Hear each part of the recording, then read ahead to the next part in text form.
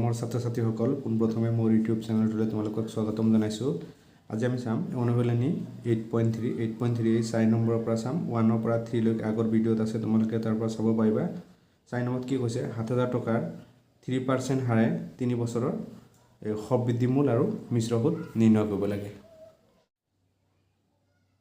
ইয়াত 4 নম্বৰটো চাওঁ। 4 নম্বৰটো কি কৈছে 7000 টকাৰ 3% হাৰে 3 বছৰৰ সবৃদ্ধি মূল আৰু মিশ্ৰ সুদ নিৰ্ণয় কৰিব লাগিব। আমি প্ৰথম বছৰ, দ্বিতীয় বছৰ আৰু তৃতীয় বছৰ এনেকৈ নিৰ্ণয় কৰিম। প্ৰথম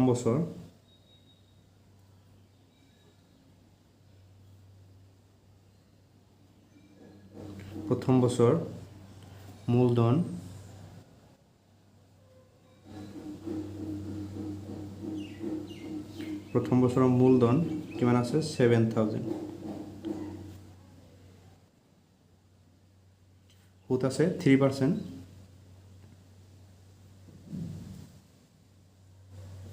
সুদ কিমান আছে 7000 টকা 3%, তো পূৰণ কৰি দিম 7000 ইনটু 3/100, এই শূন্য কাটি দিম, পূৰণ কৰি দিম 3 ইনটু 7 কৰিলে কিমান হ'ব 21, ইয়াত শূন্য এটা আছে দিলোঁ। এতিয়া প্ৰথম বছৰৰ সুদ পালোঁ কিমান আমি 210 টকা। এতিয়া সুদ মূল নিৰ্ণয় কৰিব লাগিব। গতিকে সুদ মূল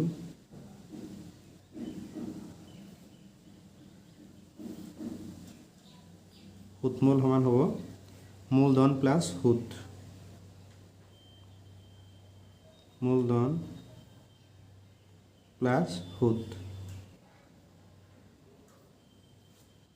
মূলধন কিমান আছে 7000 প্লাছ সুদ পালোঁ কিমান আমি 210 টকা। এইখিনি প্লাছ কৰিলে কিমান পাম আমি 0127 টকা। তোমালোকে এটা বস্তু মনত ৰাখিবা যে প্ৰথম বছৰৰ সুদ মূলটোৱে হ'ব দ্বিতীয় বছৰৰ মূলধন। এতিয়া প্ৰথম বছৰ ওলালোঁ, দ্বিতীয় বছৰ এনেকৈ ওলাব লাগিব।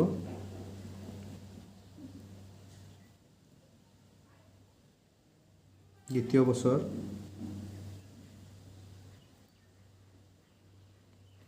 মূলধন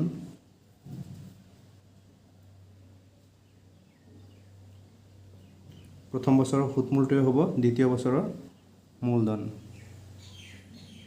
7210 টকা। আমি আৰু সুদ নিৰ্ণয় কৰিব লাগিব।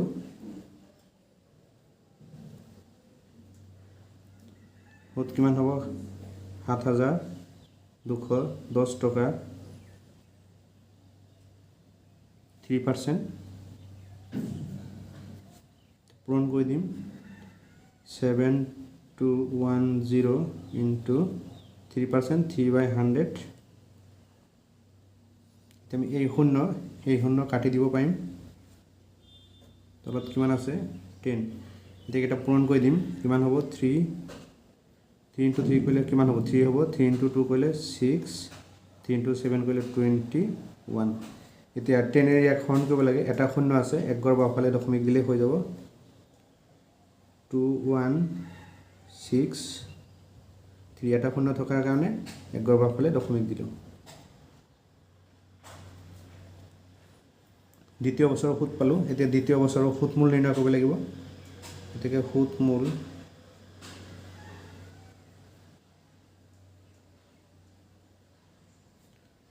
ফৰ্মুলা আছিল মূলধন প্লাছ সুদ,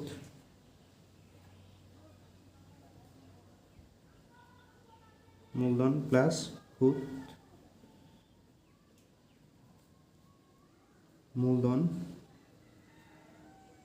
7210 টকা প্লাছ সুদ পালোঁ 216 টকা 30 পইচা।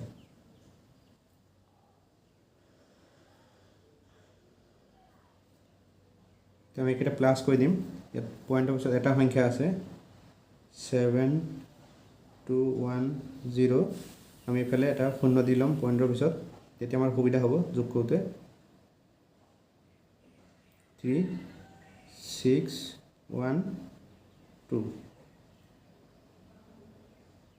3 6 2 4 7 7 4 2 6.3 টকা পালো আমি সুতমূল এতিয়া এই দ্বিতীয় বছৰৰ সুতমূলটোৱে হ'ব তৃতীয় বছৰৰ মূলধন এতিয়া তৃতীয় বছৰৰ মূলধন দ্বিতীয় বছৰৰ সুতমূলটোৱে হ'ব তৃতীয় বছৰৰ মূলধন এতিয়া আমি সুত নিৰ্ণয় কৰিব লাগে সুত 7426.3 টকা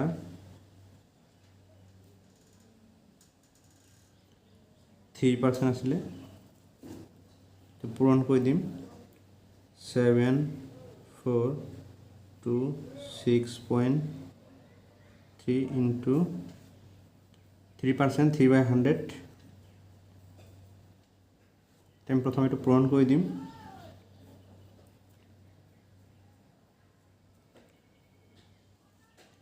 3 into 3 কৰিলে কিমান হ'ব 9 3 into 6 কৰিলে কিমান হ'ব 18 উকলিব কিমান 1 3 into 2 কৰিলে কিমান হ'ব 6 আৰু 1 কিমান হ'ব 7 3 into 4 কৰিলে হ'ব 12 2 উকলিব কিমান 1 আৰু 3 into 7 কৰিলে 21 1 কিমান হ'ব 22 এতিয়া আমাৰ এক গড় পিছত দশমিক আছিলে আমি দি দিলোঁ এতিয়া আমি কি কৰিব লাগে ইয়াক 100 এৰে হৰণ কৰিব লাগে যেটো দুটা সংখ্যা আছে দশমিকটো এই ইয়াৰ পৰা আৰম্ভ কৰি দুই গড় বাওফালে দিলে হ'ল তাৰ মানে হৰণৰ ক্ষেত্ৰত দশমিকৰ সংখ্যাটো কি হৈ যায় প্লাস হৈ যায় তাৰ মানে ইয়াত এক গড় অলৰেডি আছে আৰু দুটা শূন্য আছে তেতিয়া তিনি গড় বাওফালে দশমিক যাব তে তিনি গড় হলে 1 2 3 ইয়ালে আহিব 2 2 2 7 8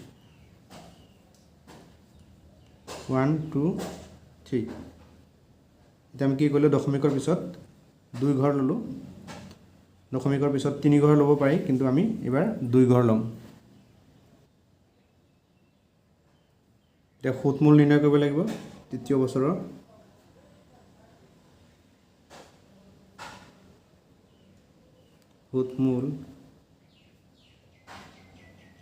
সুতমূলৰ ফৰ্মুলাকে আহিছিলে মূলধন প্লাস সুত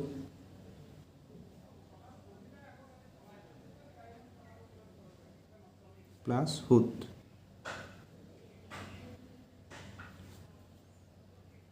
মূলধন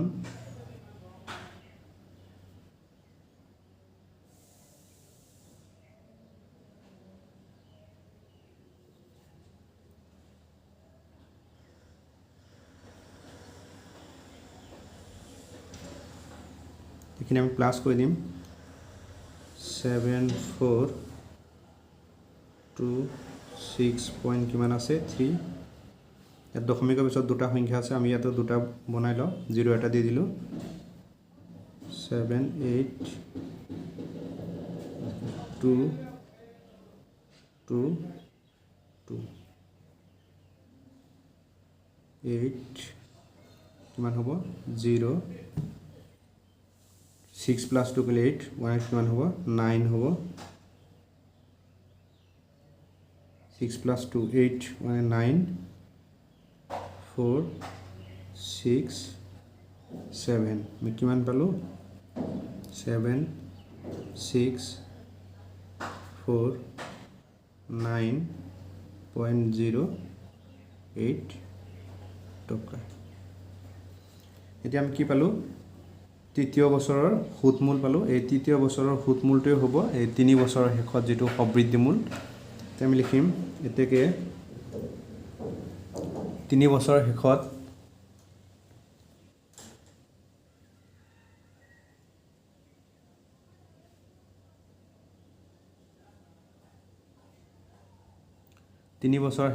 সবৃদ্ধি মূল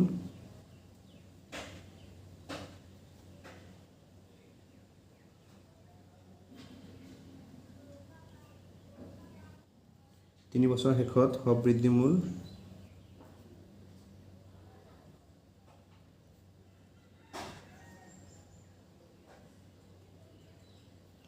মিশ্ৰ সুত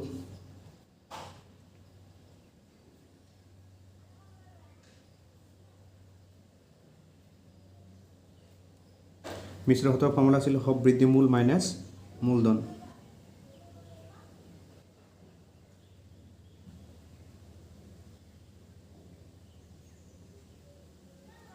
মাইনাছ মূলধন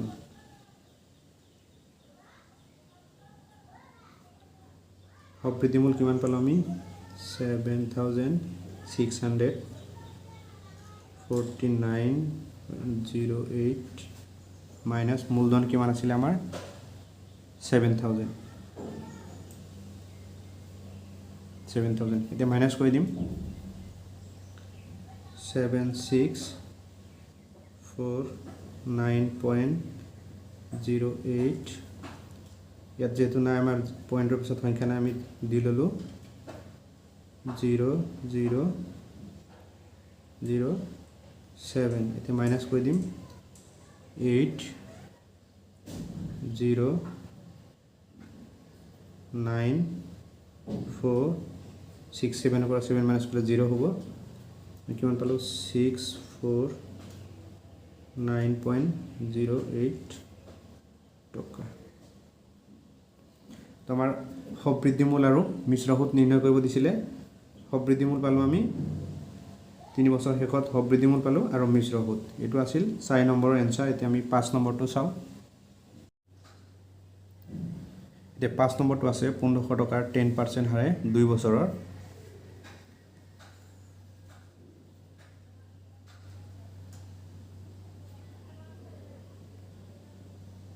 একে অংক তো আমি প্ৰথম বছৰ আৰু দ্বিতীয় বছৰ 2 বছৰ ওলাব লাগিব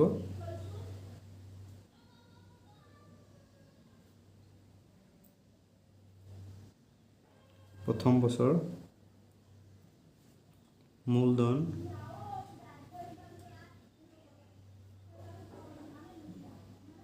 প্ৰথম বছৰৰ মূলধন কিমান হ'ব 1500 টকা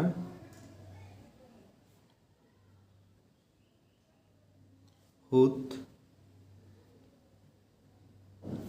1500 টকাৰ 10% 1500 টকাৰ 10% পূৰণ কৰি দিম ইনটু 10% মানে 10/100 এই শূন্য কাটি দিব পাৰিম তো কিমান থাকিলে ইয়াত থাকিলে 1 আৰু 150 লগত 1 পূৰণ কৰিলে কিমান হ'ব 150 হ'ব টকা এতিয়া আমি সুতমূল নিৰ্ণয় কৰিব লাগিব এতিয়াকে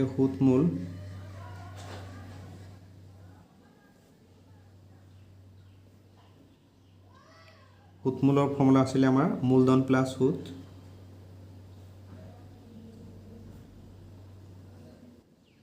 মূলধন প্লাস সুত মূলধন আছে 1500 টকা প্লাস সুত পালো কিমান আমি 150 টকা এইখিনি প্লাস কৰিলে আমি কিমান পাম 1650 টকা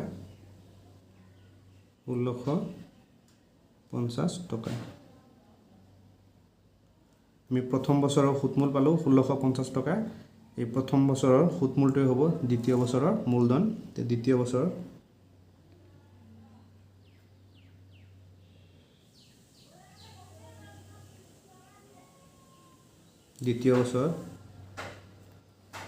মূলধন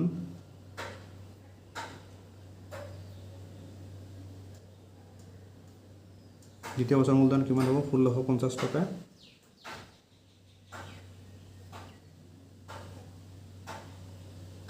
তেম সুত নিৰ্ণয় কৰিব লাগিব কিমান 1650 টকাৰ 10% টকাৰ 10% পূৰণ কৰি দিম 1650 টকা ইনটু 10% মানে 10/100 এই শূন্য কাটি দিব পাৰিম তো 165 লগত 1 পূৰণ কৰিলে কিমান হ'ব 165 হ'ব 165 টকা এটো মই পালো দ্বিতীয় বছৰৰ সুদ এতিয়া সুদমূল নিৰ্ণয় কৰিব লাগিব এতেকে সুদমূল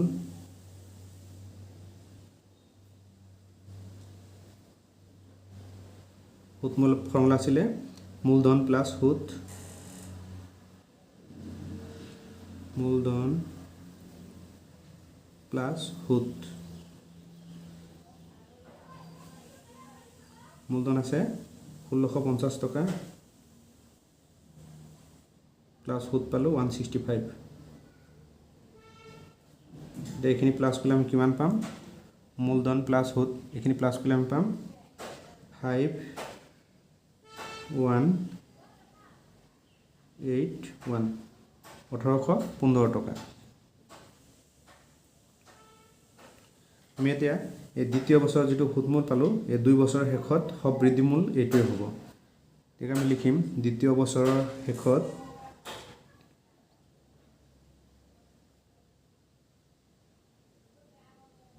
দ্বিতীয় বছৰৰ শেষত সবৃদ্ধিমূল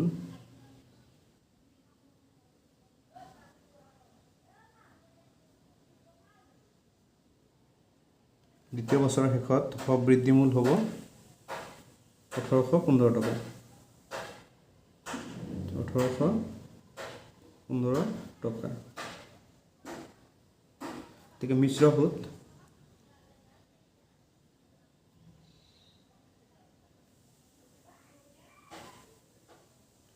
মিশ্ৰ সুদৰ ফৰ্মুলা আছিল সবৃদ্ধিমূল মাইনাস মূলধন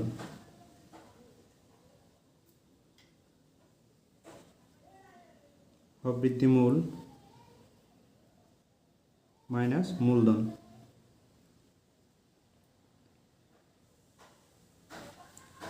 সবৃদ্ধিমূল আমি কিমান পালো 1815 টকা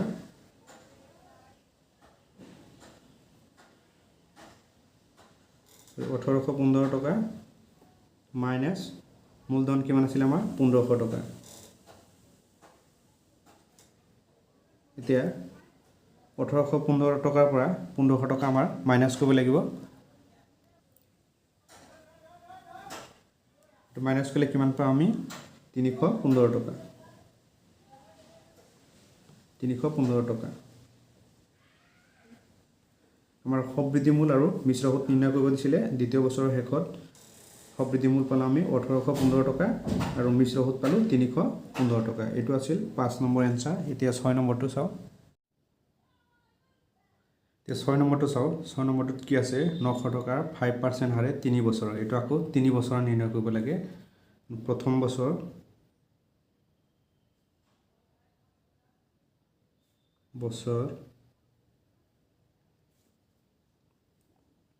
মূলধন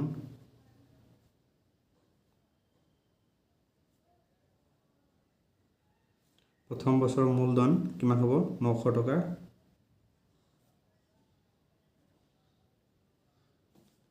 সুদ হ'ব 900 টকা 5%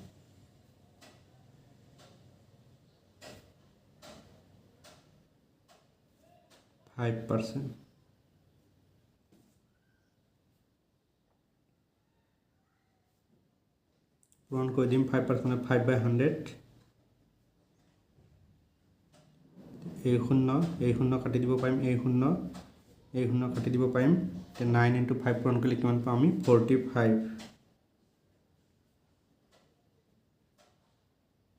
45 টকা এতিয়া সুদ পালো এতিয়া সুদমূল নিৰ্ণয় কৰিব লাগিব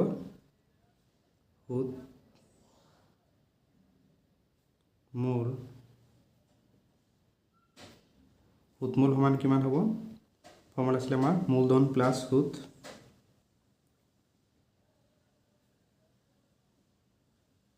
মূলধন প্লাস সুদ মূলধন 900 টকা প্লাস সুদ পালো 45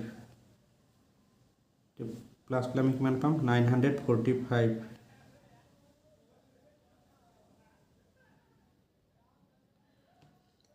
প্ৰথম বছৰৰ সুতমূলটোৱে হ'ব দ্বিতীয় বছৰৰ মূলধন, দ্বিতীয়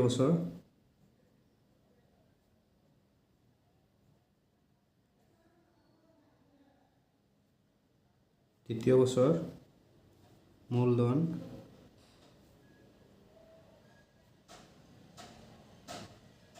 কিমান হ'ব 945 টকা। সুত নিৰ্ণয় কৰিব লাগিব। সুত কিমান হ'ব এবাৰ 945 টকাৰ 5% আছিলে 5% পূৰণ কৰি দিম 945 ইনটু 5/100 এতিয়া পূৰণ কৰি দিম আমি তলত কিমান আছে 100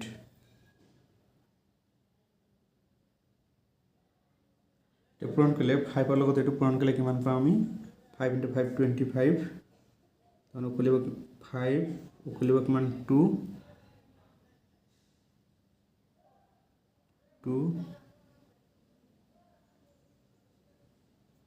আমি কিমান পালোঁ 4725 এতিয়া ইয়াক হৰণ কৰিব লাগে দুটা শূন্য আছে দুই ঘৰ বাওঁফালে দশমিক দিলেই হৈ গ'ল 4725 দুটা শূন্য আছে দুই ঘৰ বাওঁফালে পইণ্ট দিলেই হ'ল এইটো পালোঁ আমি 47.25 টকা। এতিয়া সুতমূল নিৰ্ণয় কৰিব লাগিব এতিয়াকে সুতমূল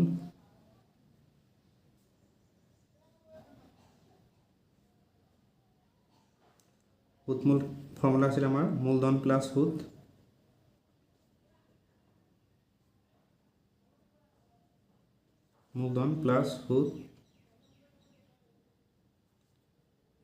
মূলধন 945 প্লাছ 47.25 এইখিনি প্লাছ কৰিব লাগিব 945 ইয়াত পইণ্টৰ পিছত দুটা সংখ্যা আছে আমি দুটা 0 দি লওঁ 0.25 কিমান আছে 47.25 এতিয়া 7 প্লাছ 5 কৰিলে পাম আমি এইখিনি প্লাছ কৰি পালোঁ আমি 992.25 টকা। এতিয়া দ্বিতীয় বছৰৰ সুতমূলটোৱে হ'ব তৃতীয় বছৰৰ মূলধন। এতিয়া লিখিলোঁ তৃতীয় বছৰৰ মূলধন কিমান হ'ব এই দ্বিতীয় বছৰৰ যিটো সুতমূল ওলাইছিলে সেইটো হ'ব তৃতীয় বছৰৰ মূলধন। এতিয়া ইয়াৰ সুত নিৰ্ণয় কৰিব লাগিব সুত সমান কিমান হ'ব 992.25 টকাৰ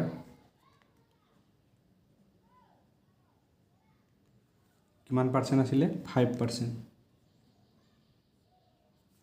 এতিয়া পূৰণ কৰি দিম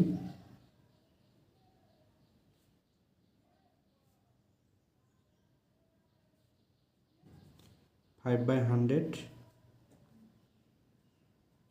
প্ৰথম আমি 5ৰ লগত এইখিনি পূৰণ কৰি ল'ম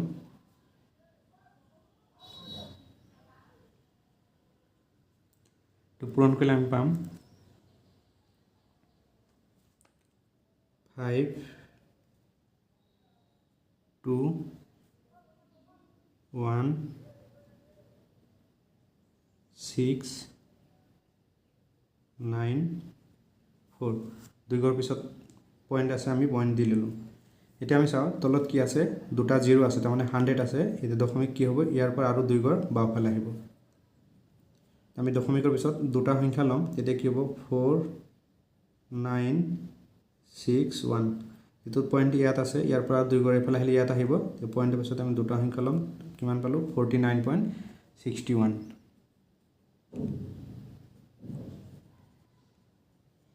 এইটো পালোঁ আমি সুত তৃতীয় বছৰৰ সুত পালোঁ।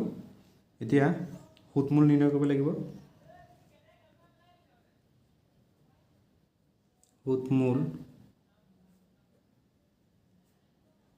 সুতমূলৰ ফৰ্মুলা আছিলে মূলধন প্লাছ সুত।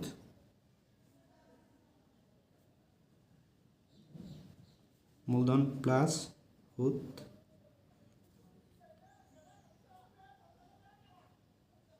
992.25 প্লাছ 49.61।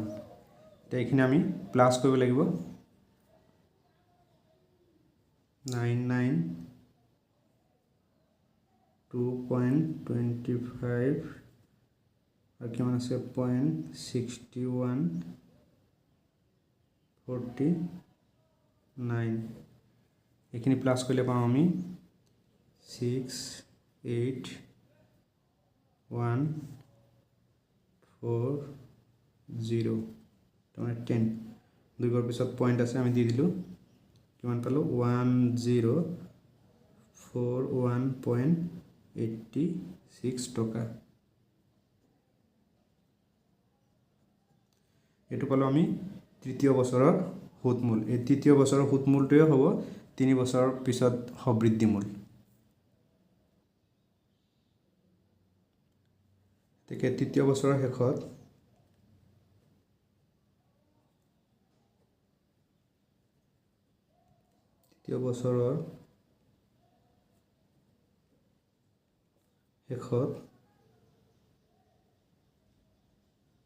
সবৃদ্ধি মূল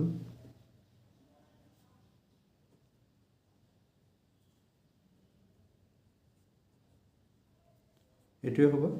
মানে তৃতীয় বছৰৰ সুতমূলটোৱে হ'ব তৃতীয় বছৰৰ শেষত সবৃদ্ধি মূল 1041.86 টকা।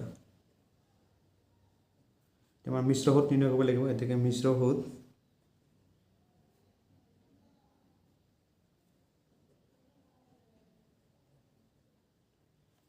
ফৰ্মুলা আছিলে সবৃদ্ধি মূল মাইনাছ মূলধন।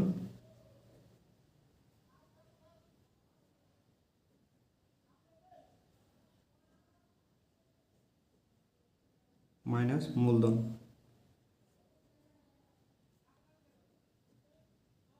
সবৃদ্ধি মূল মাইনাছ মূলধন।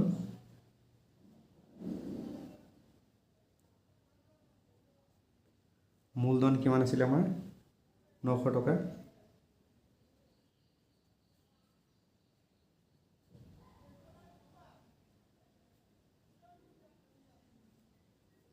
ইয়াত যেটো পইণ্টৰ পিছত আমাৰ নাই আমি দুটা জিৰ' দি লওঁ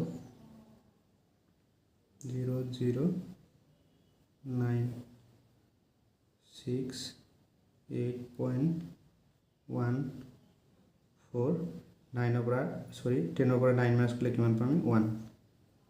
কিমান পালোঁ 141.86 টকা।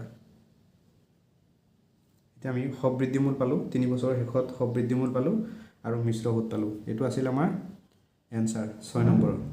এতিয়া আমি 7 নম্বৰটো চাওঁ। 7 নম্বৰত আছে প্ৰতি 6 মাহৰ মূৰে মূৰে সুত গণনা কৰিলে 2000 টকাৰ 1.5 বছৰত 4% বছৰি সুতৰ হাৰত মিশ্ৰ সুত নিৰ্ণয় কৰা। এতিয়া আমাৰ কি কৈছে প্ৰতি 6 মাহৰ মূৰে মূৰে সুত মানে কি কৰিছে গণনা কৰিছে 2000 টকাৰ। সময় কিমান দিছিলে 1.5 বছৰ। 1.5 বছৰ মানে কিমান হ'ব আমাৰ 18 মাহ। 18 মাহক যদি আমি 6 ৰে হৰণ কৰোঁ তেতিয়া কিমান হ'ব 3 হ'ব। আৰু বছৰি সুতৰ হাৰ কিমান দিয়া আছে আমাৰ 4%। ইয়াত কি কৈছে 6 মাহৰ মূৰে মূৰে সুত গণনা কৰে বুলি কৈছে। এতিয়া 4ক আমি 2 ৰে হৰণ কৰিব লাগিব। তেতিয়া কিমান হ'ব 2 হ'ব। আমি লিখি লওঁ দিয়া আছে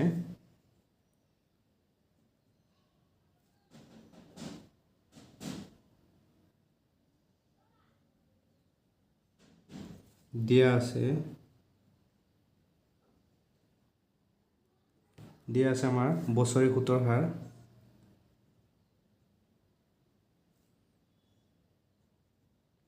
বছৰি সুতৰ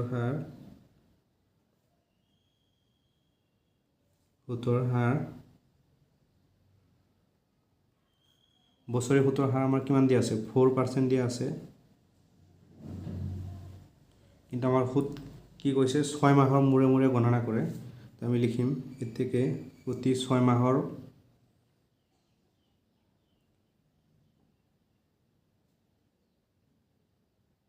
কিস্তি 6 মাহৰ সুতৰ হাৰ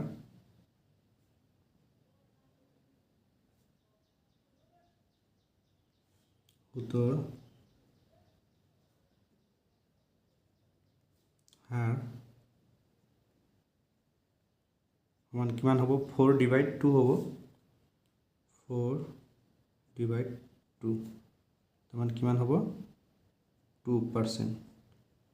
বছৰি সুত দিয়া আছে আমাৰ 4%, এতিয়া আমাৰ 6 মাহৰ মূৰে মূৰে গণনা কৰে বুলি কৈছে, তে কি হ'ব 2% হ'ব। তে প্ৰথম 6 মাহ, দ্বিতীয় 6 মাহ আৰু তৃতীয় 6 মাহ এনেকৈ ওলাব লাগিব। লিখিম প্ৰথম 6 মাহ,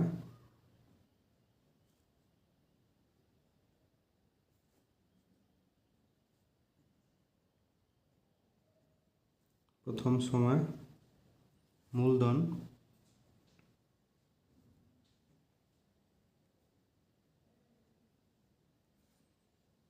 প্ৰথম 6 মাহৰ মূলধন কিমান আছে 2000 টকা।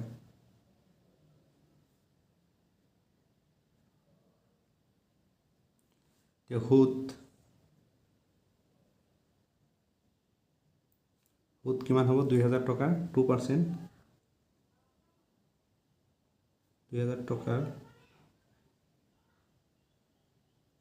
2%। তোমালোকে মনত ৰাখিবা যেটো 4% দিয়া আছে এটা আমাৰ বছৰি সুত, আৰু আমাৰ কি কৈছে সুত 6 মাহৰ মূৰে মূৰে গণনা কৰিছে, সেইকাৰণে আমি কি কৰিলো 2%, যে 4ক 2ৰে হৰণ কৰিলে 2% পাইছিলো, এটা সুত পালো আমি 2000 টকাৰ 2%, এটা আমি পূৰণ কৰি দিম 2000 into 2% মানে 2/100,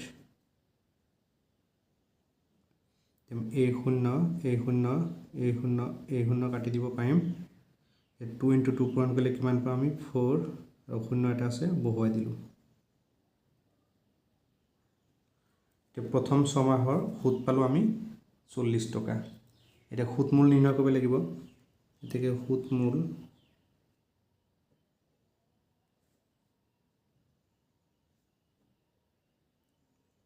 ফৰ্মুলা আছিল মূলধন প্লাছ সুত,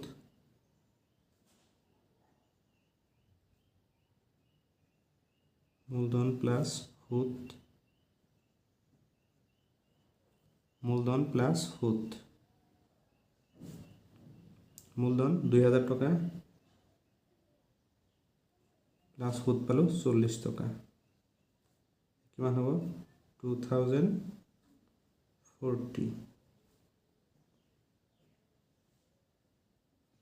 এতিয়া প্ৰথম 6 মাহৰ সুতমূলটো হ'ব দ্বিতীয় 6 মাহৰ মূলধন, গতিকে দ্বিতীয় 6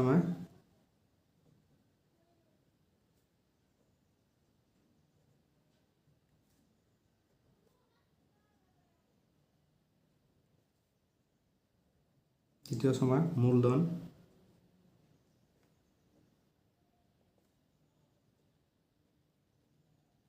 কিমান হ'ব 2040 টকা, সুত হ'ব 2040 টকাৰ 2%,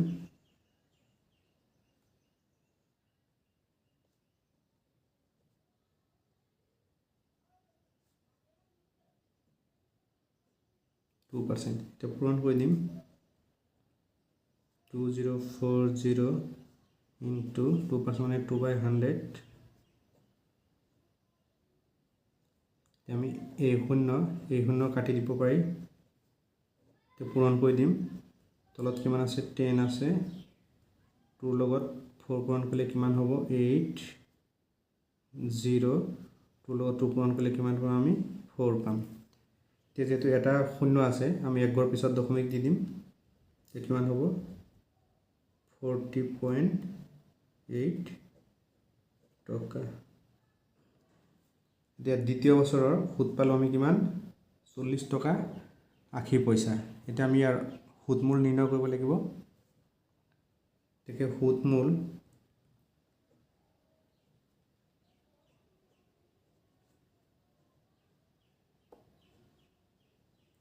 সুতমূলৰ ফৰ্মুলা আছিল মূলধন প্লাছ সুত,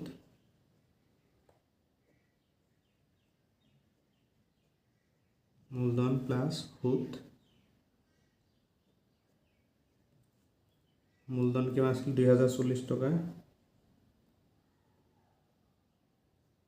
সুদ পালোঁ 40 টকা 80 পইচা। এইখিনি আমি প্লাছ কৰি দিম। এইখিনি প্লাছ কৰিলে কিমান পাম আমি,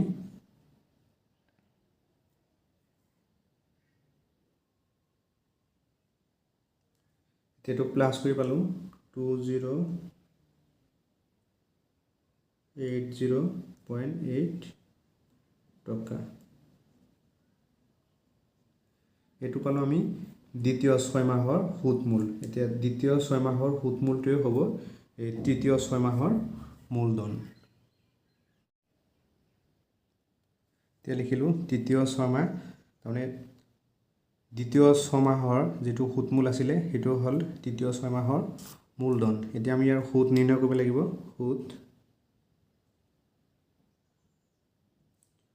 সুদ কিমান আছিলে 2080.8 টকা 2% পূৰণ কৰি দিম 2080.8 ইনটু 2% মানে 2/100। প্ৰথম আমি ইয়াক পূৰণ কৰি দিম। তলত কিমান আছে 100 আছে। এতিয়া ইয়াক পূৰণ কৰিলে আমি কিমান পাম 61614। একৰ পিছত দশমিক আছে, আমি ইয়াত দি দিলোঁ।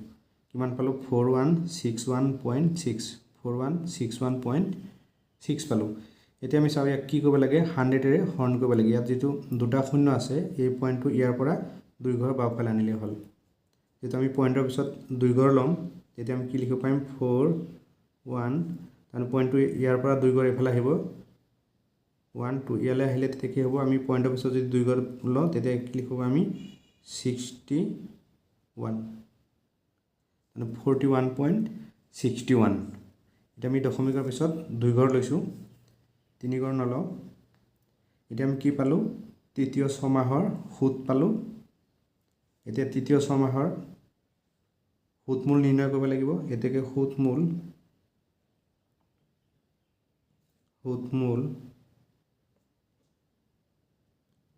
সুদমূলৰ ফৰ্মুলা কি আছিলে মূলধন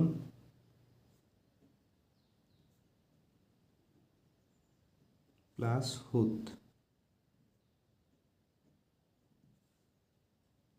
মূলধন 2080.8 প্লাছ 41.61। এতিয়া দুটা আমি প্লাছ কৰি দিম 2080.8। ইয়াত পইণ্টৰ পিছত দুটা সংখ্যা আছে, আমি ইয়াতো দুটা বনাই ল'ম।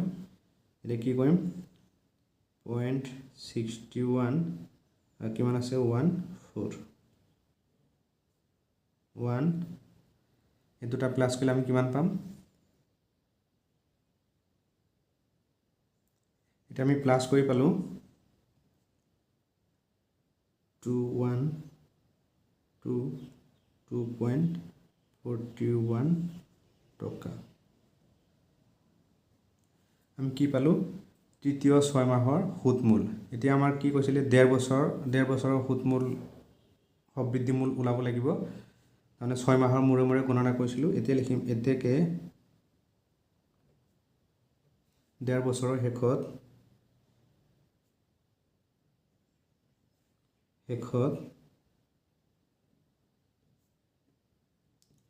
তৃতীয় 6 মাহৰ সুদমূলটোৱে হ'ব এই 1.5 বছৰৰ শেষত সবৃদ্ধিমূল। এতেকে তৃতীয় 6 মাহৰ শেষত সবৃদ্ধিমূল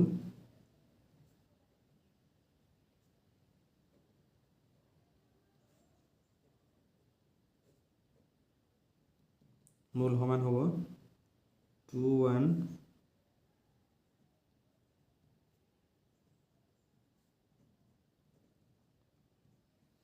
এতিয়া মিশ্ৰ সুদ নিৰ্ণয় কৰিব লাগিব। এতেকে মিশ্ৰ সুদ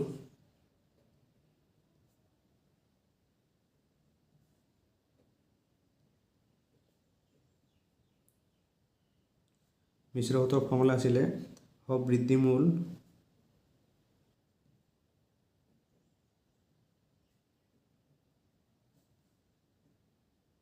মাইনাছ মূলধন।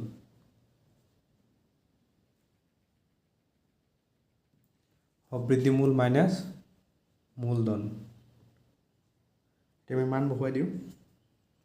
বৃদ্ধিমূল পালোঁ আমি 212.41 মাইনাছ মূলধনটো কিমান আছিলে আমাৰ 2000। এতিয়া মাইনাছ কৰি দিম 212.41,002। এতিয়া পইণ্টৰ পিছত সংখ্যা আমি দুটা 0 দি লওঁ তেতিয়া সুবিধা হ'ব। এতিয়া কিমান হ'ব 14221। এতিয়া 2 পৰা 2 মাইনাছ কৰিলে কিমান হ'ব 0 হ'ব। এতিয়া পালোঁ আমি 122.41 টকা। এইটো আছিল আমাৰ 7 নম্বৰৰ এনচাৰ।